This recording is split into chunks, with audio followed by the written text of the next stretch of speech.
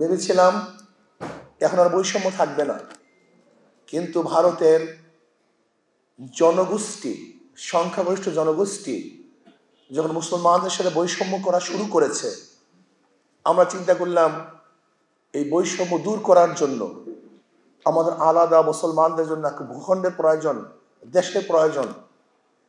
এই বৈষম্য দূর করার জন্যই 47-এ আমরা ভারত থেকে আলাদা হয়ে পাকিস্তান নামে এক দেশ গড়েছিলাম বৈষম্য দূর করার জন্য।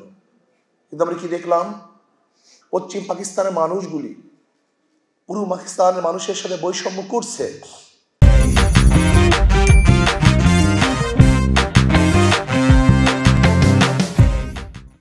আবার বৈষম্য দূর করার জন্য আমরা 71-এ পাকিস্তান থেকে আলাদা হয়ে বাংলাদেশ নামীয় একটা দেশ আমরা স্বাধীন করলাম। ভেবেছিলাম এখন আর বৈষম্য থাকবে না।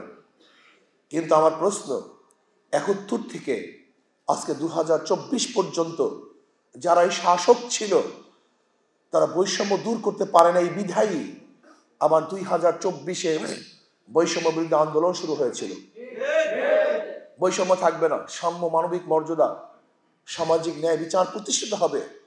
প্রত্যেকটা মানুষের অধিকার ফিরে পাবে, যেখানে থাকবে না জুলুম, অত্যাচার, অবিচার, চুরি, ডাকাতি, যেখানে থাকবে না ঘুষ, দুর্নীতি, যেখানে আমার মা বোনেরা ইজ্জত নিয়ে হাঁটতে পারবে, যেখানে প্রত্যেকটা শ্রমিক তাদের অধিকার ফিরে পাবে, যেখানে চাকরিজীবীরা নিরাপত্তায় চাকরি করতে পারবে, ব্যবসায়ীরা চাঁদা মুক্ত ব্যবসা করতে পারবে।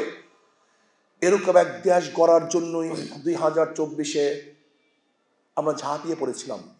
মানুষ জীবন দিয়েছিল।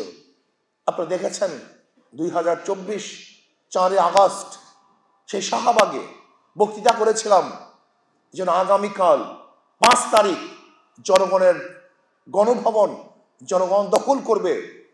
4 তারিখ বিকেলে বক্তৃতা করেছিলাম, আল্লাহর কি কৃষ্ণা, সেই 5 তারিখই আমরা গণভবন দখল করতে পেরেছিলাম। ভেবেছিলাম বৈষম্য দূর হবে, মানুষ শান্তি পাবে, মানুষ মুক্তি পাবে। কিন্তু এবার কি দেখলাম?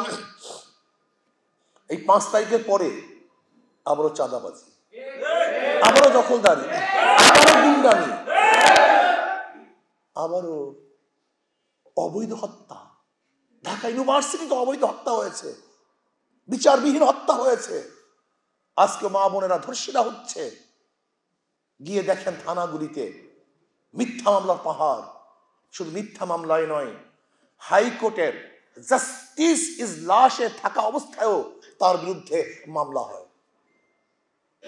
আপনি চিন্তা করতে পেরেছেন দেশ কোথায় চলে গেছে? এর কারণটা কি? আজকে দেশকে ধ্বংস করার জন্য চক্রান্ত চলতেছে। সচিবালয়ে আগুন, এই আগুন পরিকল্পিত আগুন। এই আগুন জানতন আগুন নয়, পরিকল্পিতভাবে আগুন লাগানো হয়েছে। বিগত সমস্ত অপকর্মের রেকর্ডকে জ্বালিয়ে দেওয়া হয়েছে যেন অপকর্মের কোনো রেকর্ড না থাকে। আমি বলবো তদন্ত করা হোক, নিরপেক্ষ তদন্ত করা হোক। যারা এই কাজ করেছে জাতির সামনে তাদের চেহারা উন্মোচন করা হোক এবং তাদেরকে বিচারের আওতায় আনা হোক।